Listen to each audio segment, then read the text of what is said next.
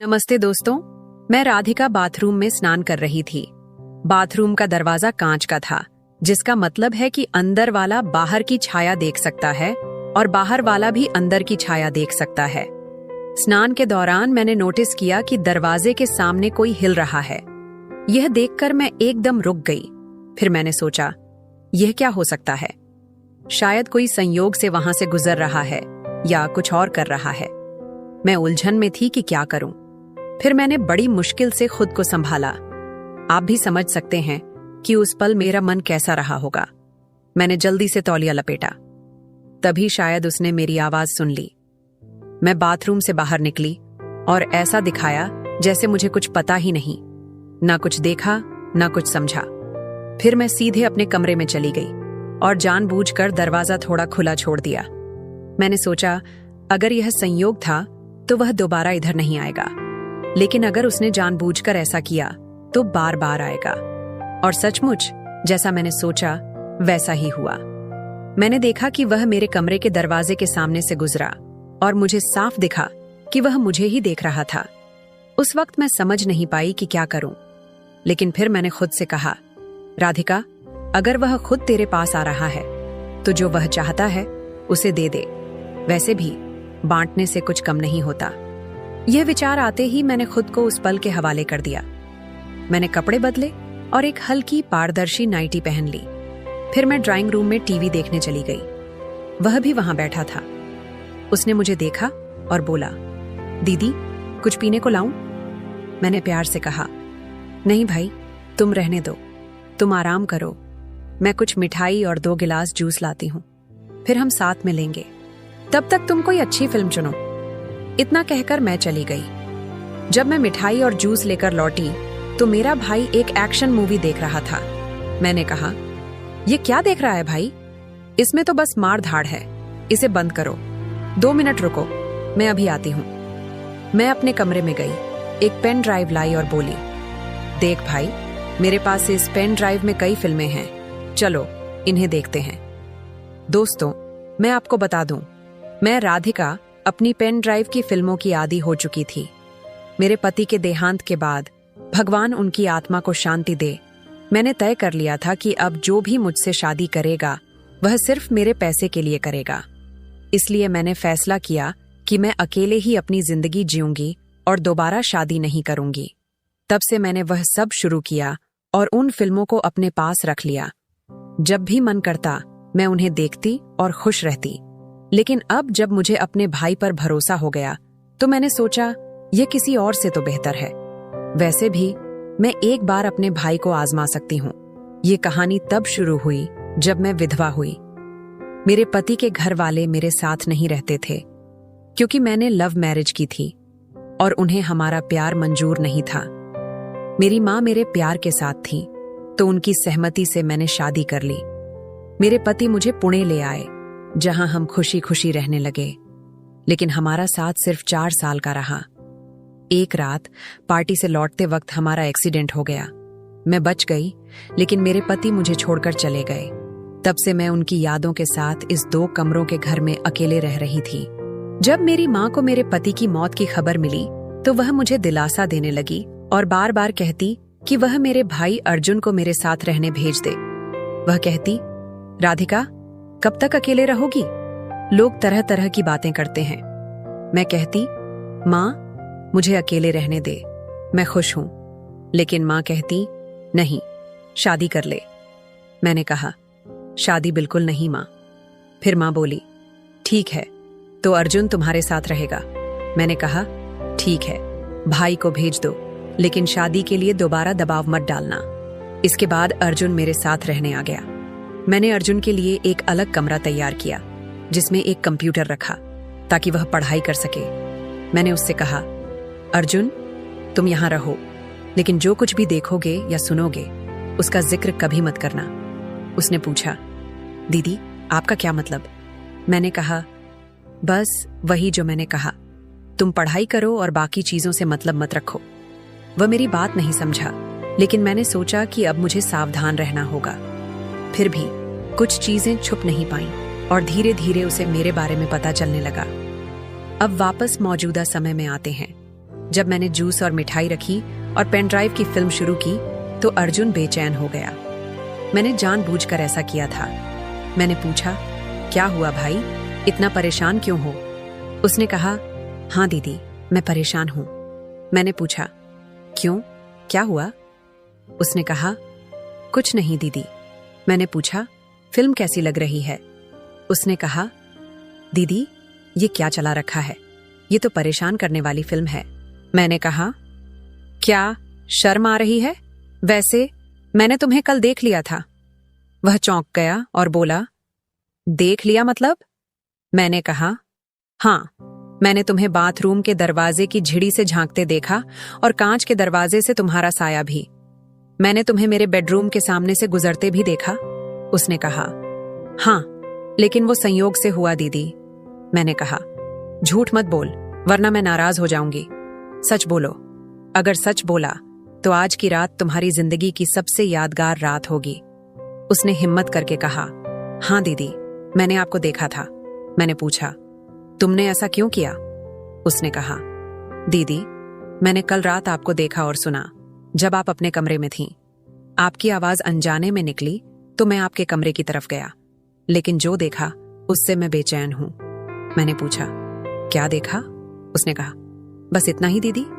मैंने कहा, अच्छा, अब बताओ क्या चाहते हो? उसने कहा, क्या मतलब दीदी? मैंने कहा, फिल्म में जो हो रहा है वो देख रहे हो ना? उसने कहा, हाँ, ये तो पागल कर देगा। मैंने कहा, क्यों पागल कर देगा? उसने कहा, दीदी मैं जवान हूं, ऐसी चीजें देखकर क्या होगा? मैंने कहा, कुछ नहीं और बहुत कुछ। आज मैं तुम्हें वो एहसास दिलाऊंगी जो तुमने पहले कभी नहीं लिया। दोस्तों, सच कहूं तो ना उसे यकीन हो रहा था न मुझे नहीं पता था कि मैं ऐसा कुछ कर सकती हूं, लेकिन वो पल बहुत खास था। मुझे लंबा समय हो गया था, इसलिए मैंने सब भुला दिया और उस पल में खो गई। मेरा भाई अर्जुन अब जवान हो गया था। वह ऐसा था कि कोई भी औरत उसे पसंद कर सकती थी। वह सब कुछ जानता था, लेकिन मुझसे थोड़ा डरता था। जब मैं फिल्म की हीरोइन की तरह उसके सामने आई तो उसका हौसला बढ़ गया। फिर हम उस रात एक दूसरे में खो गए। मैं बार बार उसकी तरफ बढ़ी और वो भी मुझ में डूबता गया। आखिरकार मैंने कहा, बस कर अर्जुन, मैंने अपना हक ले लिया, अब और नहीं चाहिए। उसने कहा, लेकिन दीदी मेरा मन अभी भरा नहीं, मैं और चाहता हूं। मैंने कहा, मैं हूं ना, जो चाहिए ले लो। फिर उसने कुछ ऐसी चीजें की जो मैंने कभी सपने में भी नहीं सोची थी। वह मेरे लिए नया था, जैसे पहली बार अनुभव कर रही हूं। मैं यकीन नहीं कर पा रही थी कि मेरे साथ क्या हो रहा है। वह अनुभव मेरे ख्यालों से परे था। मैं बहुत खुश थी क्योंकि यह एहसास अनोखा था। उस दिन से हमारा रिश्ता बदल गया। मेरा भाई हर दिन मुझे ढेर सारा प्यार करने लगा। हमने यह कई महीनों तक किया, लेकिन फिर एक खबर ने मुझे हिला दिया। मुझे पता चला कि मैं गंभीर रूप से बीमार हूं और मुझे कैंसर है। अब मुझे समझ नहीं आ रहा कि क्या करूं। क्या यह मेरे कर्मों की सजा है? मैं आपसे अपनी कहानी इसलिए शेयर कर रही हूं ताकि आप मुझे सलाह दें। मुझे पता है आप कहेंगे कि यह मेरे कर्मों का फल है, लेकिन मैं चाहती हूं कि आप मेरी भावनाओं को समझें, मेरी जगह खुद को रख कर देखें और फिर सलाह दें। मैं आपके सुझावों का इंतजार करूंगी और उन्हें ध्यान से पढ़ूंगी। तो दोस्तों, यह थी मेरी कहानी। आपको यह कैसी लगी? कमेंट करके जरूर बताएं। अगर पसंद आई तो लाइक करें और दोस्तों के साथ शेयर करें। ऐसी ही कहानियों के लिए हमारे चैनल को सब्सक्राइब करें और बेल आइकन दबाना न भूलें। धन्यवाद। मेरी चाची बहुत खूबसूरत और नौजवान थी। वह घर में अकेली रहती थी और मुझे अपने पास बुला लेती और अपनी तन्हाई मिटाती थी। मैं भी खुश होकर चाची के पास चला जाता और उसके साथ कुछ हसीन लम्हे बिताता। एक दिन चाची ने मुझे अपने घर बुलाया। मैं भी खुश होकर चाची के घर चला गया। मैं जैसे ही चाची के घर पहुंचा तो चाची वॉशरूम से नहाकर बाहर आ रही थी। जैसे ही मैंने चाची को देखा तो मेरे होश ही उड़ गए। चाची ने मुझे अपना वो दिखाकर, मेरी चाची बहुत ज्यादा खूबसूरत थी। वह लगती ही नहीं थी कि वह एक शादीशुदा औरत है। उस वक्त मैं अपने चाचा के घर रहने आया था क्योंकि मम्मी पापा दोनों बाहर विदेश जा रहे थे। पहले जब चाचू पापा को मुबारकबाद देने आए तो उन्होंने पापा से जाते हुए कहा कि राहुल को हमारे घर छोड़ जाए। पापा ने उन्हें काफी मना किया कि अब राहुल बड़ा हो गया है और अपना ख्याल रख सकता है, लेकिन वह नहीं माने। उन्होंने पापा को राजी कर लिया और मेरी ख्वाहिश पूरी हो गई। मेरे पास हमारे पुराने घर की चाबी थी जो खाली पड़ा हुआ था, जिसे मैं अपने मकसद के लिए भरपूर इस्तेमाल करता था। चाची मोनिका की शादी मेरे चाचा से 10 साल पहले हुई थी। मैं उस वक्त 10 साल का था, मगर उस वक्त चाची को देखकर मुझे बहुत अच्छा लगता था, क्योंकि वह न सिर्फ खूबसूरत थी बल्कि धीमे लहजे वाली और भरपूर जिस्म की मालिक थी। चाचा और चाची की जोड़ी मिसाइल समझी जाती थी, पर अभी तक वह दोनों औलाद से दूर थे। वह दोनों ने अपनी किस्मत समझकर सब्र कर लिया था। चाची और चाचू में बहुत ज्यादा प्यार था और मेरा अंदाजा था कि चाचा चाची की हर ख्वाहिश पूरी करते होंगे। शादी के बाद चाची का बदन बहुत दिलकश हो गया था। खूबसूरत तो वह पहले ही थी, मगर अब शरीर का हर हिस्सा अपनी तरफ झुकता हुआ महसूस होता था। उस वक्त जब चाची घर की सफाई कर रही थी और मैं टीवी देख रहा था, तब चाची ने मुझसे पूछा, राहुल बेटा, आज कॉलेज नहीं जाना क्या? तो मैंने दिल ही दिल में चाची को बेटा बुलाने पर बुरा मानते हुए कहा, नहीं चाची, सेमेस्टर खत्म हो गया है ना, इसलिए 1.5 महीने की छुट्टियां हैं। चाची ने सर हिलाया और झुककर मेज पर कपड़ा मारने लगी, पर चाची का वो सब देखकर समझ नहीं आ रहा था कि क्या करूं और क्या ना करूं। मुझे चाची के घर आए हुए 2 दिन गुजर चुके थे। रात को खाने की मेज पर चाचू ने चाची से कहा कि मुझे 20 दिन के लिए लाहौर जाना है। अगर मुझे ज्यादा दिनों के लिए बाहर जाना होता तो वह चाची को भी साथ ले जाते, मगर इस दफा मैं चाची के घर पर था तो उन्होंने अकेले जाना ही मुनासिब समझा। मैंने चाची का रूटीन और उनकी आदतों का अच्छी तरह से अभ्यास किया था। मैंने देखा कि वह चाय का इस्तेमाल ज्यादा करती है और वह चाय में दूध बहुत डालती है, और मुझे डब्बे का दूध पीने की आदत थी। अगले दिन हम दोस्त आपस में मिलकर एक दूसरे के साथ मजाक कर रहे थे और मैं जो कुछ बकवास कर रहा था वह बहुत गलत था। मेरी बातें सुनकर चाची बहुत हैरान हो गई। फिर उन्होंने मुझे अपनी आवाज देकर अपनी मौजूदगी का एहसास दिलाने की कोशिश की, लेकिन म्यूजिक की वजह से मुझे कुछ सुनाई नहीं दे रहा था। मेरी बकवास बातें काफी देर तक सुनती रही और फिर उठकर अपने कमरे में चली गई। थोड़ी देर बाद मैं चाची के पास गया और कहा, मुझे चाय पीनी है चाची। चाची ने मुस्कुराकर कहा, क्यों नहीं मेरे बच्चे, बस 2 मिनट में फ्रेश होकर आती हूँ, फिर बना देती हूँ। वह उठकर बाथरूम की तरफ चली गई। मैं गैलरी में आकर बैठ गया और सामने लॉन और फूलों को देखने लगा। एक फूल मुझे पसंद आ गया। मैंने उसे करीब जाकर देखा और फिर उसे तोड़ लिया। चाची मुझे आवाज दे रही थी। मैंने जवाब दिया, मैं बाहर हूं। तो वह हाथ में ट्रे लेकर बाहर आई जिसमें 2 कप चाय थी। उन्होंने 1 कप मुझे पकड़ाया और दूसरा खुद उठकर मेज पर रख दिया। मैंने वह फूल जो हाथ में पड़ा हुआ था चाची की तरफ बढ़ा दिया। चाची ने मुस्कुराकर फूल मेरे हाथ से ले लिया और कहा, शुक्रिया मेरे बच्चे। मेरे सारे अरमानों पर पानी पड़ गया था। मैंने चाची की तरफ देखा और कहा, चाची बोर नहीं होती आप सारा दिन घर में रह रहकर? मैं तो बोर हो गया हूँ, हम कहीं बाहर घूमने चलते हैं। चाची ने कहा, नहीं समीर, मैं तो तुम्हारे चाचा के साथ हर जगह जाती हूँ, लेकिन मैं उनके बगैर कहीं नहीं जाती। मैं खामोश होकर चाय पीने लगा। रात के खाने के बाद मैंने एक मूवी लगाई और बैठकर देखने लगा। चाची भी मेरे पास आकर बैठ गई और मूवी देखने लगी। चाची ने जब देखा कि यह वही बकवास हो रही है जो मैं दोपहर को गेम खेलते वक्त कर रहा था, तो उन्होंने कहा, अच्छा, तो ये सारी बकवास बातें तुमने यहाँ से सीखी है? वह बोली, बेटा ये तो बहुत गलत बात है, तुम बहुत ही गलत भाषा इस्तेमाल करते हो। शर्म से मेरे पसीने छूट गए। चाची ने फिर से कहा कि मैं तुम्हारे पापा से बात करूंगी कि तुम पर नजर रखें, तुम हाथ से निकलते जा रहे हो। मैंने नजर उठाकर देखा और चाची से कहा, गलती हो गई चाची, मुझे माफ कर दे।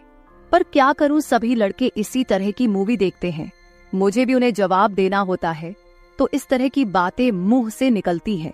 मेरी बात सुनकर चाची हंसने लगी और बोली कि डरो मत, मैं किसी से कुछ नहीं कहूंगी। मुझे पता है कि तुम लड़के किस तरह की बातें करते हो। अच्छा ठीक है, और कोई मूवी लगाओ, ये क्या लगाया हुआ है। तब जाकर मेरी सांस में सांस आई और मैंने चाची से पूछा कि चाची मैं कौन सी मूवी लगाऊं। उन्होंने कहा कि कोई इंडियन मूवी लगाओ। मैंने कोई इंडियन मूवी लगा दी। चाची मूवी देख रही थी और मैं चोरी चोरी चाची को देख रहा था। चाची ने अपनी एक टांग उठाकर दूसरी टांग पर रखी और सोफे की टेक और बाजू से लगकर आराम से बैठ गई।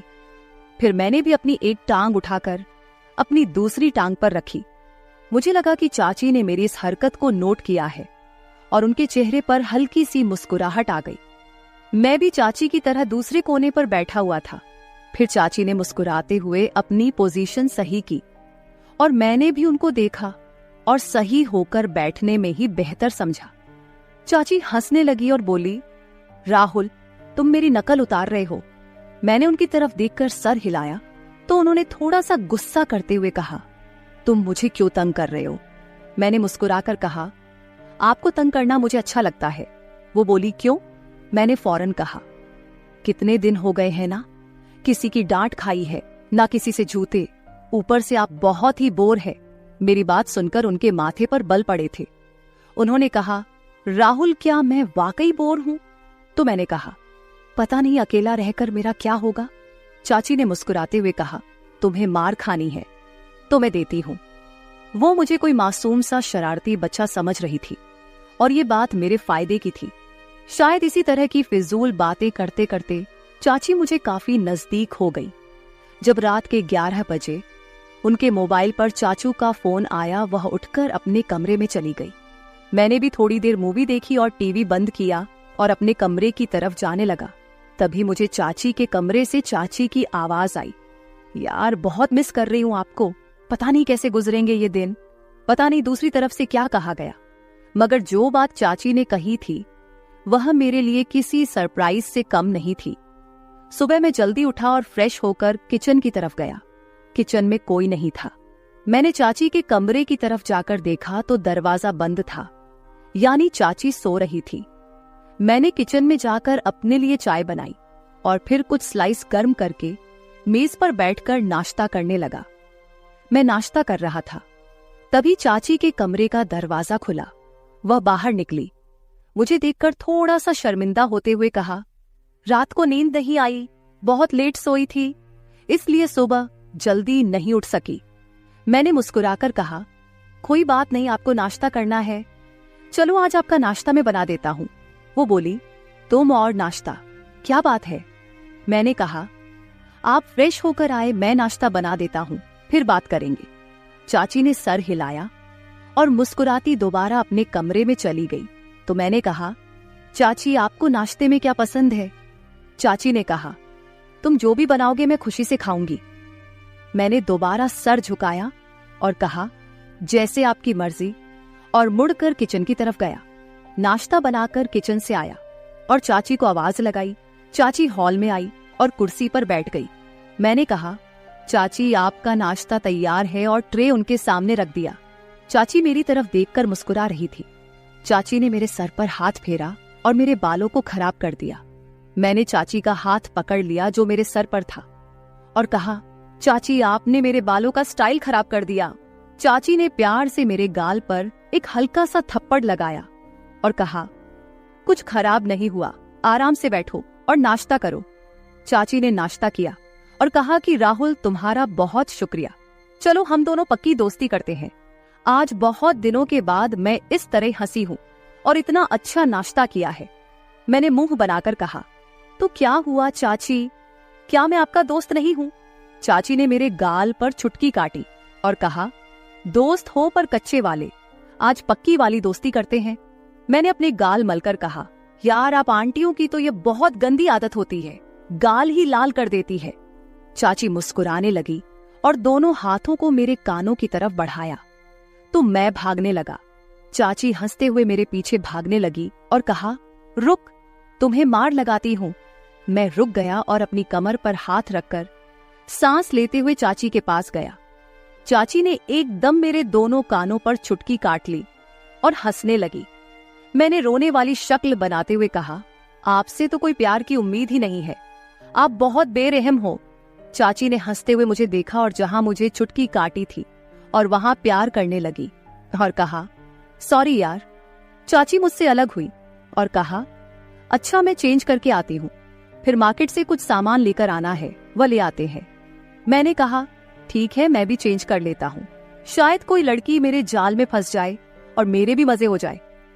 चाची ने मुस्कुराते हुए एक थप्पड़ मेरी कमर पर लगाया और कहा, राहुल थोड़ी सी तो शर्म करो। मैंने हैरानी से कहा, किस चीज से? चाची ने कहा, अपनी इस तूफानी हरकतों से। मैंने कहा, यार जिंदगी में थोड़ा सा मजा भी होना चाहिए, वरना तो सारी उम्र आप मुझे किसी काम का नहीं छोड़ेगी। चाची को पहले तो मेरी बात समझ नहीं आई, मगर जब उनको समझ आया तो उन्होंने अपने पांव से जुती उतारी और कहने लगी, थोड़ी सी तो शर्म करो राहुल। मैं हंसकर अपने कमरे में चला गया। थोड़ी देर बाद मैं कमरे से बाहर आया और सोफे पर बैठकर टीवी देखने लगा। थोड़ी देर में चाची भी बाहर आ गई। जब वह बाहर निकली तो मेरी सांस ऊपर के ऊपर और नीचे की नीचे रह गई। सफेद कलर की कमीज पर नीचे जीन्स में चाची को देखते हुए कहा, मैडम जी का क्या इरादा है? चाची ने पहले अपने आप को देखा और फिर मुझे देखते हुए हैरानी से कहा, क्यों, क्या हुआ? मैंने दिल पर हाथ रखते हुए कहा, मैडम आपके दीवाने शहर में 1000 होंगे, मगर इतनी सुबह दुकान कौन खोलेगा? चाची को अपनी गलती का एहसास हो गया और बोली, ठीक कह रहे हो। मैंने कहा, मैडम जब आप बाहर निकलती होगी तो लोग आपको ही देखते होंगे। चाची ने मुस्कुराते हुए कहा, राहुल थोड़ी सी शर्म कर, मैं तेरी चाची हूं। मैंने भी सर झुकाकर कहा, ठीक है चाची। तो वह हंसने लगी और मेरे पास बैठते हुए कहा, बाज नहीं आओगे फ्लर्ट करने से। मैंने उनकी तरफ देखते हुए कहा, कौन बदकिस्मत आपसे फ्लर्ट करना चाहता है? चाची ने मुस्कुराते हुए कहा, माफ कर यार। थोड़ी देर की खामोशी के बाद चाची मेरे करीब आई और बोली, सच में तेरी कोई गर्लफ्रेंड नहीं है? मैंने उनकी तरफ देखा और कहा, कोई आप जैसी मिली ही नहीं, वरना उसे गर्लफ्रेंड क्या अपनी लाइफ पार्टनर बना लेता, चाहे पापा को समझाना पड़ता। चाची ने मुस्कुराते हुए कहा, मैं अच्छी लगती हूँ आपको? तो मैंने भी फिर किसी आशिक की तरह सर झुकाकर हल्का सा कहा, बहुत ज्यादा चाची। चाची ने कहा, तू बाज नहीं आएगा। चाची ने कहा, राहुल दूध ले आओ, खत्म हो गया है। मैंने सर हिलाया और मार्केट की तरफ चला गया। वापस आकर दूध के बर्तन को फ्रीजर में रखा और चाची को बताने उनके कमरे में गया। पर सामने जो मंजर था वह पागल कर देने के लिए काफी था। चाची शायद नहाकर निकली थी और यह वक्त मुझ पर कहर बरसा रहा था और मेरी हालत ऐसी हो गई थी कि टांगों में जान ही ना रही। मैं पलटने ही वाला था कि चाची ने आवाज देकर पूछा, ले आए हो दूध? मेरे हलक से तो जैसे आवाज ही नहीं निकल रही थी। मैंने सर हिलाया तो चाची आहिस्ता आहिस्ता कदमों से चलती हुई मेरी तरफ आई और मेरे चेहरे के नीचे हाथ रखकर कहा, क्या हुआ राहुल? मैंने चेहरा ऊपर उठाया और उनकी आंखों में देखते हुए कहा, कुछ नहीं चाची। चाची ने मेरी आंखों में देखा और कहा, राहुल सच सच बताओ, मेरा इस तरह तुम्हारे सामने आना अच्छा है क्या? मैंने सर हिलाया और दोबारा सर झुकाकर कहा, अगर आपको लग रहा है कि मैं आपकी तरफ अट्रैक्ट हो रहा हूं तो आप गलत है चाची। चाची, आपका जिस्म आपकी मोहब्बत के इजहार का जरिया है, लेकिन यही सब कुछ ठीक नहीं है। चाची ने एक लंबा सांस लिया और मुझे इस तरह देखा जैसे मैं दीवाना हूं। मैंने दोबारा सर उठाया और कहा, पर मैं यह भी नहीं चाहता कि आप थोड़ी देर के लिए मुझे अपनाएं और फिर जिंदगी भर के लिए मुझे अपने दीदार से महरूम कर दे। चाची के लिए बहुत नाजुक निर्णय था। फिर वह एक तरफ बेड पर बैठ गई और कहा, मेरे पास आओ और यहाँ बैठो। मैं आराम से चलता हुआ उनके पास बैठ गया। उन्होंने मेरा हाथ पकड़कर अपने दूसरे हाथ पर रखा और कहा, समीर जो मिल जाए उस पर शुक्र करना चाहिए। चाची के जहन में क्या चल रहा था और उस वक्त वहां से मैदान जंग छोड़कर भाग जाने वाली बात थी। मैं सुकून से कमरे में वापस आ गया। तभी मुझे लगा कि चाची अंदर रो रही है। उनकी सिसकने की आवाज बाहर तक आ रही थी। मैं दरवाजे के पास गया और कहा कि आप ठीक है? अंदर से कोई जवाब नहीं आया, बस सिसकने की आवाज बंद हो गई। मैंने फिर पूछा, चाची क्या बात है, आप क्यों रो रही है? अंदर से आवाज आई, राहुल मैं थोड़ी देर के लिए अकेली रहना चाहती हूँ, प्लीज अपने रूम में चले जाओ। मैंने कहा, ठीक है, आप ठीक तो है ना? चाची ने कहा, मैं ठीक हूँ। मुझे कुछ समझ नहीं आ रहा था कि आगे क्या करना चाहिए। मैं जल्दी से वापस आ गया। फिर कुछ देर बाद चाची भी फ्रेश होकर बाहर आई और मुझसे माफी मांगने लगी। उस दिन के बाद से मैंने चाची का बहुत ज्यादा ख्याल रखना शुरू कर दिया, क्योंकि वह बहुत ज्यादा तन्हाई का शिकार हो गई थी और मुझसे प्यार करने लगी थी। मैंने फोन करके चाचू को वापस बुला लिया। चाची जवान और खूबसूरत औरत थी, इसलिए वह अपनी तन्हाई को मिटाने के लिए बहुत ज्यादा तरस गई थी। लेकिन यह शुक्र है कि हम दोनों में इस तरह का कुछ भी नहीं हुआ। कुछ दिन मैंने और चाची के घर गुजारे और फिर मेरे मम्मी पापा घर वापस आ गए और मैं अपने घर वापस चला गया। मेरा सभी लोगों को यही कहना है कि हमेशा घर में किसी के सहारे अपनी बहन या बीवी को अकेले छोड़कर ना जाए, क्योंकि अकेलेपन से जूझ रहा इंसान कभी भी गलत रास्ते पर जा सकता है। लिहाजा ये काम करने से पहले 1000 बार सोचे, क्योंकि आप लोगों के घर टूट सकते हैं। मर्दों को गुजारिश है कि वह अपनी बहन या बीवी को किसी के भरोसे छोड़कर ना जाए। तो मेरे प्यारे दोस्तों, यह थी हमारी आज की छोटी सी कहानी। आपको यह कहानी कैसी लगी कमेंट करके जरूर बताएं। अगर आप ऐसी ही और भी इंटरेस्टिंग और रोमांटिक कहानियां सुनना चाहते हो तो चैनल को सब्सक्राइब जरूर कर ले और बेल आइकॉन ऑन कर ले, ताकि आपको मेरी हर कहानी समय पर मिल सके। कल मिलेंगे एक और नई कहानी के साथ। धन्यवाद। मोहन हमेशा मेरे आगे पीछे घूमता रहता था। मैंने उसे छोटा समझा था, लेकिन एक दिन वो मेरे करीब आया और मुझसे कहा, मालकिन, मुझे छोटा समझने की गलती मत करना। उस रात जब मैंने उसे देखा तो मेरी आंखें हैरत से फटी की फटी रह गई, क्योंकि उस रात मोहन ने 20 साल के लड़के की तरह नहीं, बल्कि 30 साल के आदमी की तरह मुझे। दोस्तों, कहानी सुनने से पहले दिल थाम कर बैठिएगा, क्योंकि कहानी बहुत ही रोमांचक और खतरनाक होने वाली है। चलिए कहानी शुरू करते हैं। जिस दिन से मोहन मेरे पास सोने लगा था, तब से मेरे शरीर में बदलाव आने लगे थे। मुझे लगा था कि मोहन अभी छोटा है और उसे कुछ समझ नहीं आता होगा, लेकिन धीरे धीरे उसकी गलत हरकतें मेरे सामने आने लगी। अब मुझे अच्छी तरह से समझ आ गया था कि मोहन मुझसे क्या चाहता है। मैंने कभी सोचा भी नहीं था कि एक 20 साल का लड़का मेरी तरह की 40 साल की महिला को इतना सुख दे सकता है। आज से कुछ महीने पहले मैं उसको अपने गांव से अपने साथ शहर लाई थी। मेरे घर में सिर्फ मैं और मेरा 1 साल का बेटा था। जब मैं काम पर जाती थी तो मोहन मेरे बच्चे की देखभाल करता और वह मेरे घर का ध्यान रखता था। मैं बिना शादी के मां बन गई थी। मेरे बॉयफ्रेंड ने शादी का झांसा देकर मेरे साथ प्रेम का खेल खेला। जब मैं गर्भवती हो गई तो मैं उसको बताने के लिए उसके घर गई और वहां मैंने देखा कि उसकी शादी हो रही थी। उसने मेरे साथ प्यार करने का नाटक किया।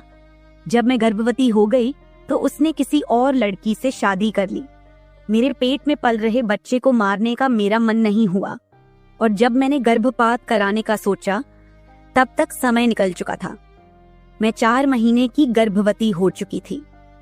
जब मेरे मम्मी पापा को इस बात का पता चला तो उन्होंने मुझे घर से बाहर निकाल दिया और मैं शहर आकर बिल्कुल अकेली रहने लगी।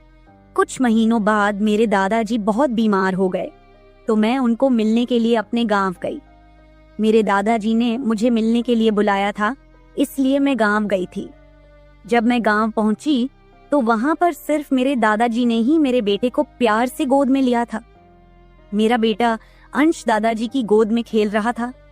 तभी मुझे मेरे ऑफिस से फोन आया और मैं बात करने के लिए बाहर चली गई। जब मैं वापस आई तो मेरा अंश दादा के पास नहीं, बल्कि घर के एक नौकर के पास था। मैंने देखा कि अंश उस नौकर के पास अच्छे से खेल रहा था। मैंने अपने बच्चे को उस नौकर से लिया और वहां से जाने लगी। तभी उस नौकर ने मुझे रोक लिया और कहने लगा, मालकिन, मुझे आपकी थोड़ी मदद चाहिए। मुझे पैसे की नहीं बल्कि काम की जरूरत है। उसने अपना परिचय दिया और कहा, मैं मोहन हूँ। मैं इस घर में साफ सफाई का काम करता था, लेकिन अब बड़े साहब मुझे काम से निकालने की बात कर रहे हैं। अगर आपके पास कोई काम हो तो बताइए। मुझे काम की बहुत जरूरत है। मेरे माता पिता भी गरीब हैं, मुझे काम की बहुत जरूरत है। तब मैंने कहा, मेरे बच्चे की देखभाल का काम है, लेकिन इसके लिए तुम्हें मेरे साथ शहर चलना होगा। इस काम के बदले मैं तुम्हें 10,000 रुपये महीना दूंगी। मोहन मेरे साथ शहर आने के लिए तैयार हो गया। मेरा बेटा अंश उसके साथ बहुत प्यार से रहता था। ये देखकर मैंने मोहन को अपने घर लाने का फैसला किया। अब मोहन मेरे घर में ही रहने लगा। मोहन पूरा दिन मेरे बच्चे का ख्याल रखता और घर के कामों में मेरी मदद करता। मोहन ने कुछ ही दिनों के अंदर मेरा दिल जीत लिया था। उसकी देखभाल से मेरे बेटे की सेहत भी सुधर गई थी। जो अंश मुझे रात दिन परेशान करता था, अब वह मोहन के हाथों से अच्छे से खाना खाता था। मैंने मोहन को एक अलग कमरा दिया हुआ था। एक दिन रात में अंश बहुत रोने लगा। किसी भी तरह से वह शांत नहीं हो रहा था। बच्चे के रोने की आवाज सुनकर मोहन मेरे कमरे में आया और उसने अंश को मुझसे ले लिया। मोहन के पास जाते ही अंश शांत हो गया था। रात बहुत हो चुकी थी। अंश मोहन को छोड़ नहीं रहा था, तो मैंने मोहन को अपने कमरे में ही सोने के लिए कह दिया। सुबह जब मैं उठी तो अंश मोहन से लिपट कर सो रहा था। उस रात के बाद से मोहन अंश के लिए मेरे कमरे में ही सोने लगा। मोहन के आने के बाद सब कुछ अच्छे से चल रहा था। मोहन के काम से खुश होकर छुट्टी के दिन मैं उसे मार्केट लेकर गई। वहां मैंने उसके लिए अच्छे अच्छे कपड़े खरीदे और सैलून में जाकर उसकी नई हेयर स्टाइल बनवाई। मोहन देखने में अच्छा था, लेकिन वह एकदम साधारण तरीके से रहता था। उस दिन मैंने उसका पूरा लुक ही बदल दिया था। उसे नए अंदाज में देखकर मैं भी उस पर विश्वास नहीं कर पा रही थी। कल तक जो एक साधारण सा नौकर था, वह इतना हैंडसम और स्मार्ट दिख सकता है, इसकी मैंने कल्पना भी नहीं की थी। मॉल से हम घर आए तो अंश आते ही सो गया था। मैंने उसे कमरे में बिस्तर पर सुला दिया और पानी पीने के लिए बाहर जाने लगी। तभी मोहन मेरे लिए पानी लेकर आया। जब मैं पानी पी रही थी तो मोहन मुझे अजीब सी नजरों से देख रहा था। आज मुझे मोहन के इरादे कुछ ठीक नहीं लग रहे थे। जब मैंने पानी पीकर गिलास रखा तो उसने मुझे गले लगा लिया। कई सालों बाद किसी पुरुष ने मुझे गले लगाया था। मैंने उसे खुद से दूर किया। तब मोहन ने कहा, मालकिन, आपकी वजह से आज पहली बार मैंने खुद से प्यार करना सीखा है। जिंदगी बहुत खूबसूरत है, बस इसे जीना आना चाहिए। आज आपने मेरा कायाकल्प करवाकर मुझ पर बहुत बड़ा उपकार किया है। मैं सच में बहुत अच्छा दिख रहा हूँ। मोहन के चेहरे पर खुशी देखकर मैं भी खुश थी। वह 20 साल का था, लेकिन गांव का लड़का होने के कारण उसका शरीर और कद काठी अच्छी थी। वह घर में भी रोजाना कसरत करता था। उसकी लंबाई भी ठीक ठाक थी। मैंने उससे उसकी पढ़ाई के बारे में पूछा था, तो उसने कहा कि मेरे घर के हालात ठीक ना होने के कारण वह ज्यादा पढ़ाई नहीं कर सका। हर सुबह ऑफिस जाने से पहले मैं अपने बच्चे को दुलार कर ऑफिस के लिए निकलती थी। आज जब मैं ऑफिस के लिए निकलने से पहले अंश को चूमने गई, तब वह मोहन की गोद में था। अचानक अंश ने अपनी गर्दन घुमाई और मेरे होंठ मोहन के गाल पर जा लगे। मुझे बहुत शर्मिंदगी महसूस हुई। मैंने उससे माफी मांगी और ऑफिस के लिए निकल गई। शाम को जब मैं घर आई, तब भी मैं मोहन की आंखों में नजर नहीं मिला पा रही थी। मोहन ने अंश को खाना खिलाकर सुला दिया था। फिर हम दोनों ने साथ में खाना खाया। खाना खत्म करने के बाद मैं अपने कमरे में गई। वहां मैं अपनी दवाइयां ले रही थी, क्योंकि आज मैं बहुत थक चुकी थी और मेरे सिर में बहुत दर्द था। ले रही थी। दवा लेने के बाद भी मेरा सिर बहुत दर्द कर रहा था। मैं अपने कमरे में सिर पकड़कर बैठी हुई थी। जब मोहन ने मुझे इस हालत में देखा तो वह पूछने लगा कि मालकिन, क्या हुआ है? जैसे ही उसे पता चला कि मेरा सिर दर्द कर रहा है, उसने मेरे सिर की मालिश शुरू कर दी। मोहन की मालिश से मुझे आराम मिल रहा था। धीरे धीरे मुझे गहरी नींद आने लगी। उस रात मुझे बहुत अच्छी नींद आई थी। अगले दिन हमारे ऑफिस में पार्टी थी और मैं उसके लिए अच्छे से तैयार हो रही थी। आज मैंने गुजराती लुक अपनाने का फैसला किया। मैंने घाघरा पहन लिया था, लेकिन स्कर्ट का नॉट बांधने में मुझे दिक्कत हो रही थी। तब मैंने मोहन को कमरे में बुलाया और उससे नॉट बांधने को कहा। नॉट बांधते समय उसका हाथ मेरी खुली पीठ पर से गुजर रहा था। मैंने उसे छोटा समझा था, इसलिए मैंने उसे यह काम करने के लिए कहा था। मेरे पास और कोई भी रास्ता नहीं था। तैयार होकर जब मैं जाने लगी तो मोहन ने मेरा हाथ पकड़कर मुझे रोक लिया और अंदर से काजल लेकर आया। उसने मेरे कान के पीछे काजल लगाया और कहा, मालकिन, अब आपको किसी की नजर नहीं लगेगी, आप बहुत सुंदर लग रही हैं। उसकी बात सुनकर मैं खुश हो गई और ऑफिस जाने लगी। उस दिन शाम को जब मैं घर आई तो मेरे साथ मेरी एक सहेली और उसका बॉयफ्रेंड भी आया। मोहन ने आज बहुत अच्छा खाना बनाया था। मेरी सहेली रितिका और उसका बॉयफ्रेंड 4-5 दिन मेरे घर रुकने वाले थे। अगले दिन रात को मोहन ने खाना बनाया और रितिका और उसके बॉयफ्रेंड को खाने के लिए बुलाया, लेकिन वो दोनों अपने कमरे में ही ड्रिंक कर रहे थे। रितिका तो बहुत ज्यादा पी चुकी थी, वह खाना खाए बिना ही सो गई। उसका बॉयफ्रेंड अरुण हमारे साथ खाना खाने बैठा। उसने कहा, नेहा, तुम रितिका से भी ज्यादा सुंदर हो। अरुण के बोलते ही मोहन उसे गुस्से से देख रहा था। खाना खत्म करने के बाद अरुण अपने कमरे में चला गया। उसके जाते ही मोहन मुझसे कहने लगा, मालकिन, आपके ये कैसे दोस्त हैं? मुझे उस आदमी की बात बिल्कुल भी अच्छी नहीं लगी। तब मैंने मोहन से कहा, मैं तुम्हें घर के मेंबर की तरह समझती हूँ। इसका यह मतलब नहीं कि तुम मेरे मेहमानों से कुछ भी कहे। तुम एक नौकर हो और नौकर की तरह रहो, ज्यादा होशियार बनने की जरूरत नहीं है। तुम्हारा जो काम है सिर्फ वही करो, बाकी मुझे कुछ सिखाने की जरूरत नहीं। मोहन को डांटकर मैं अपने कमरे में चली गई। मैंने उसे डांट दिया था, फिर भी वह मेरे लिए पानी लेकर आया। तब मैं पानी पीकर सो गई। आज मोहन मेरे कमरे में सोने नहीं आया था, ऐसा मुझे लगा। लेकिन सुबह जब मेरी आंख खुली तो मैंने उसे अपने बगल में पाया। जब मैं बिस्तर से उठकर बाथरूम जाने लगी तो रितिका मेरे कमरे में आ गई। वह बहुत गुस्से में लग रही थी। उसने मोहन की तरफ गुस्से से देखा और कहा, तुम्हारे इस देहाती नौकर ने मेरे बॉयफ्रेंड का हाथ तोड़ दिया है। मोहन बस सिर हिलाता रहा और बोला, मालकिन, मैंने कुछ भी नहीं किया। रात को अरुण साहब बहुत नशे में थे, तभी उनका संतुलन बिगड़ गया होगा और वे गिर गए होंगे। मोहन भला अरुण साहब पर हाथ क्यों उठाएगा? मेरे कहने पर मोहन ने उन दोनों से माफी मांगी। रितिका और अरुण तभी वहां से चले गए। मोहन मुझसे भी माफी मांगने लगा।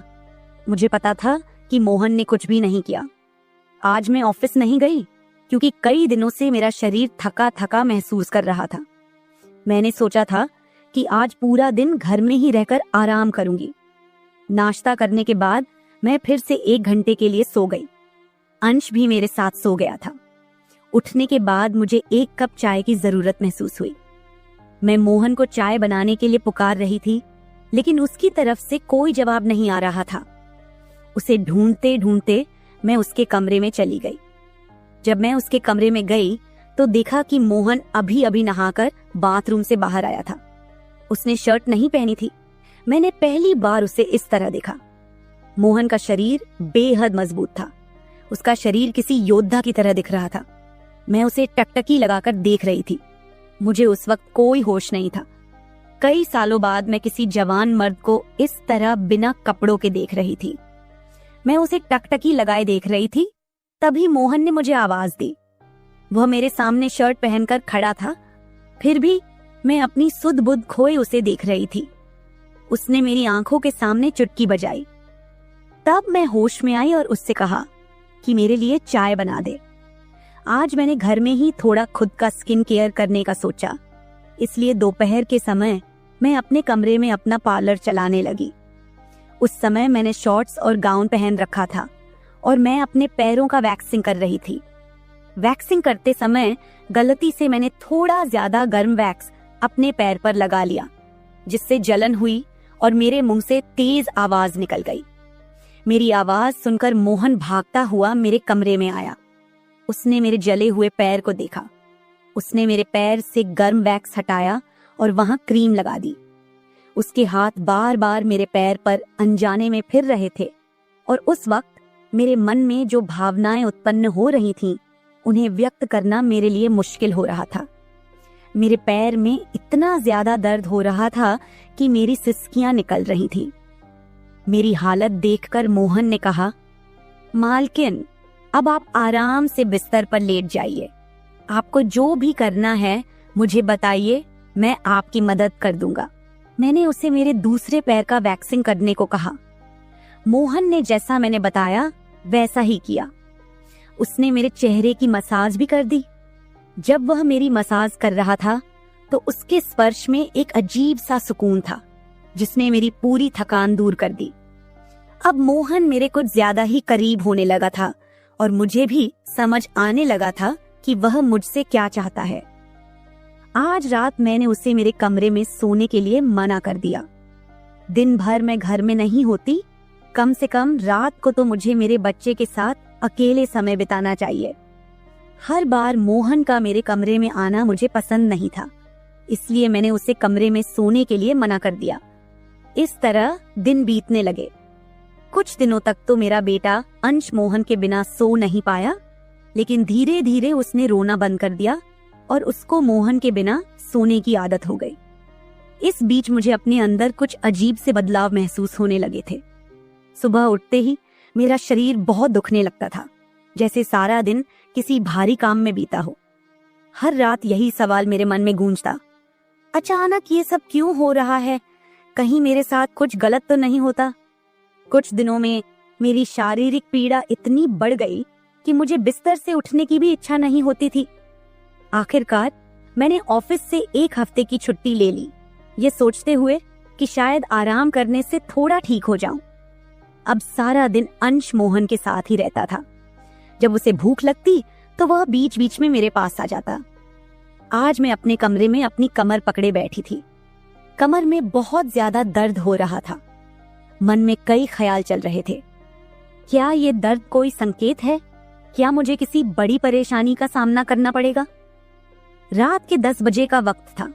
मोहन पानी लेकर मेरे कमरे में आया। मेरी कमर पर हाथ देखकर उसने समझ लिया कि मुझे बहुत तकलीफ हो रही है। मोहन ने कहा, मैडम, अगर आपको कोई आपत्ति न हो तो मैं आपकी कमर की मालिश कर देता हूँ।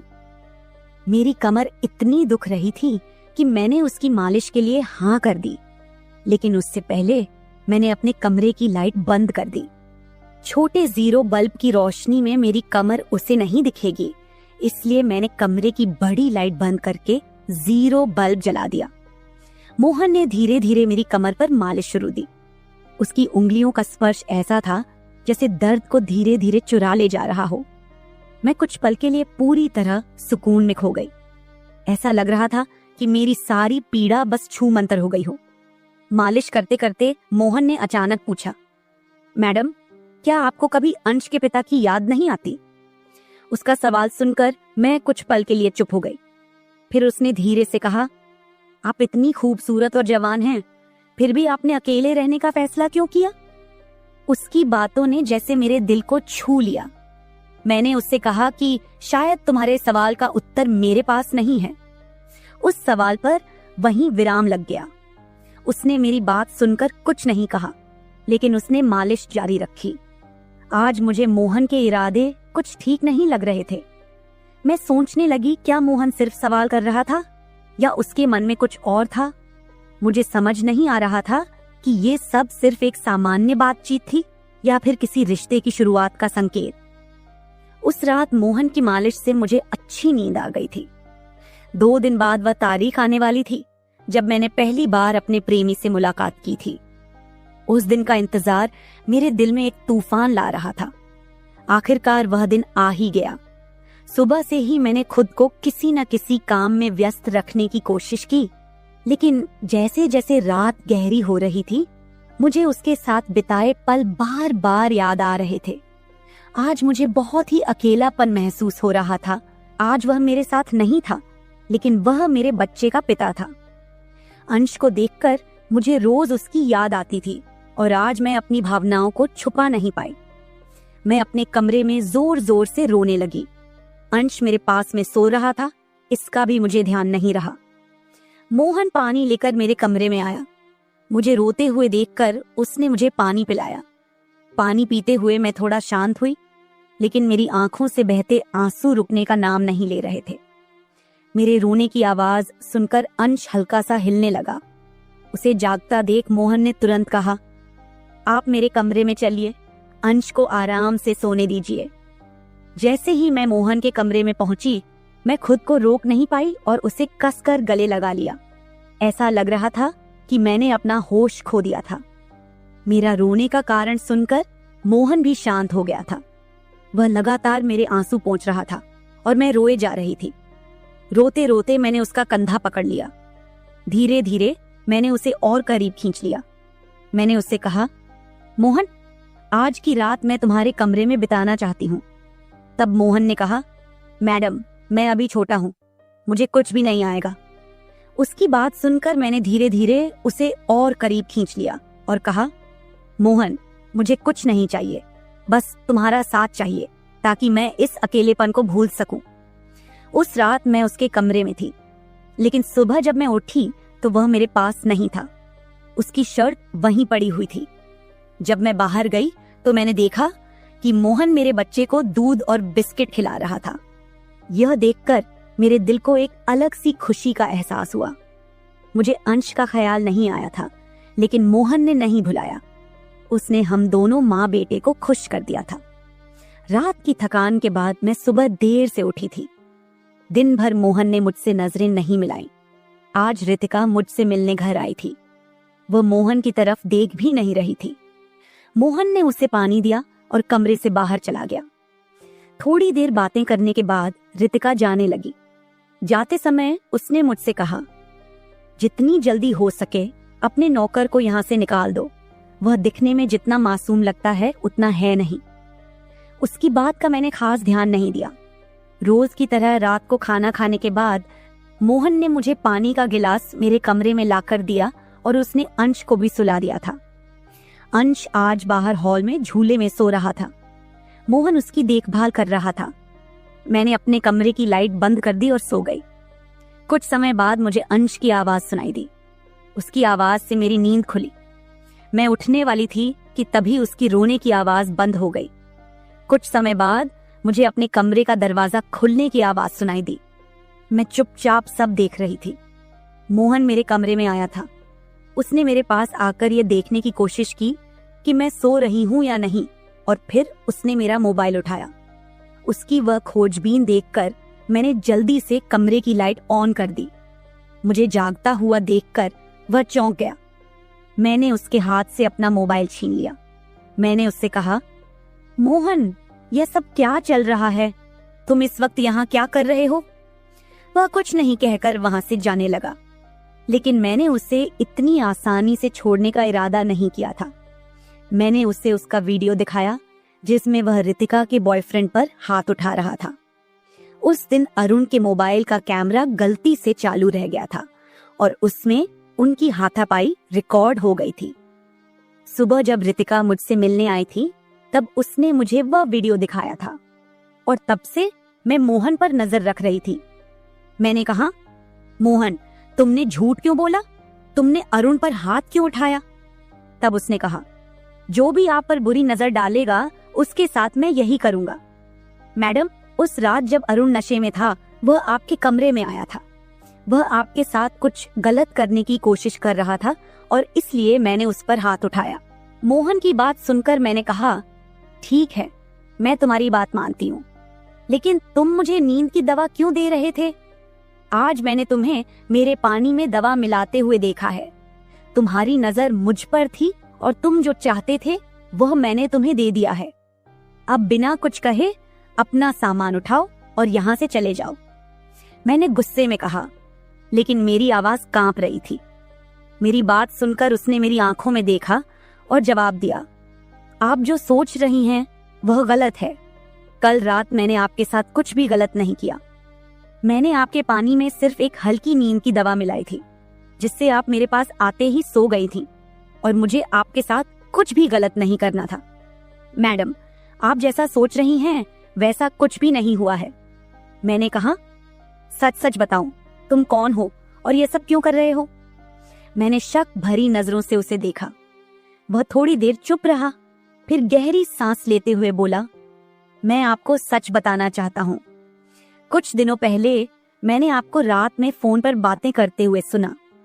आपकी बातें सुनकर मैं समझ गया था कि आप फिर से अपने उस धोखेबाज बॉयफ्रेंड से मिलने जा रही हैं। वह शख्स आपके लिए किसी बड़ी मुसीबत का कारण बन सकता है। आप रात को उससे मिलने की योजना बना रही थी। इसलिए मैंने यह कदम उठाया और आपको नींद की दवाई दी। तुमने मेरी बातें सुनी? तुम कौन हो और तुम्हें मेरी जिंदगी में इतनी दिलचस्पी क्यों है? मैंने उसकी तरफ बढ़ते हुए पूछा। उसने कहा, आपके पिताजी ने मुझे आपकी मदद के लिए यहाँ भेजा था। वो आपकी बहुत परवाह करते हैं। उन्होंने मुझे आपकी तस्वीर दिखाकर बताया कि आप किसी पर आसानी से भरोसा नहीं करती। जब मैंने आपको पहली बार देखा तो ऐसा लगा जैसे आप मेरे दिल के बेहद करीब आ गई थी। लेकिन मैंने ठान लिया था कि मैं सिर्फ आपकी भलाई के लिए काम करूंगा, चाहे जो हो।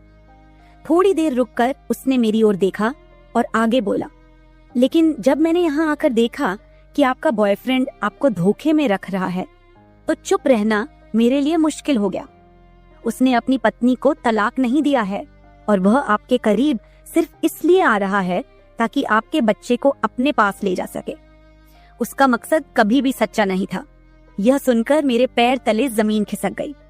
मैंने उस पर भरोसा नहीं किया, लेकिन उसने जो बातें कही उनका सच जानने के लिए मैंने जांच की। जो कुछ भी उसने कहा था वह सच निकला। मेरा बॉयफ्रेंड मुझे धोखा दे रहा था। कुछ समय बाद मैंने मोहन से पूछा, तुमने यह सब क्यों किया? तुम्हारा मकसद क्या था? उसने कहा, मैं सिर्फ यह चाहता था कि आप सुरक्षित रहें। आपके लिए मेरी भावनाएं सच्ची हैं, लेकिन मैंने कभी उन भावनाओं को आप पर थोपने की कोशिश नहीं की। उस दिन मुझे एहसास हुआ कि मोहन जैसा ईमानदार और सच्चा इंसान मेरी जिंदगी में था। उसने मेरी सुरक्षा के लिए जो किया वह किसी और ने शायद ही किया होता। आज मैं मोहन के साथ एक नई जिंदगी शुरू कर चुकी हूँ। उसने मेरे भरोसे को जीता और मुझे एक ऐसा साथी दिया जो मुझे और मेरे बच्चे को दिल से चाहता है। मेरे पिताजी की वजह से आज मैं इस खुशहाल जिंदगी का हिस्सा हूँ। मोहन जैसा पति पाना मेरे लिए किसी वरदान से कम नहीं। दोस्तों, जब हम किसी से प्यार करते हैं तो हमारी आंखें बंद हो जाती हैं और दिल पूरी तरह भरोसा कर लेता है। उस वक्त हमें न अपनी समझ दिखती है, न किसी और की बात सुनाई देती है। ऐसा ही मेरे साथ हुआ। मैंने आंखें मूंदकर अपने बॉयफ्रेंड पर भरोसा किया। लगा कि वो मेरा हर पल साथ देगा। लेकिन वही इंसान जिसने साथ निभाने की कसम खाई थी, उसने मुझे धोखा दे दिया। और सोचने वाली बात यह है कि जिसने कोई वादा नहीं किया था वो हर पल मेरे साथ खड़ा रहा। दोस्तों, सोचिए इस कहानी ने हमें क्या सिखाया। क्या आपको भी लगता है कि प्यार करने से पहले हमें दिल ही नहीं, दिमाग भी लगाना चाहिए? किसी को जानने और समझने का वक्त देना चाहिए। क्या प्यार में भरोसे से पहले समझदारी जरूरी है, या दिल के फैसले ही सबसे सही होते हैं? अपनी राय नीचे कमेंट में जरूर बताएं। शायद आपकी सोच किसी की जिंदगी बदल दे। ऐसी ही दिलचस्प और रोमांचक कहानियों के लिए हमारे चैनल को सब्सक्राइब करना न भूलें। धन्यवाद।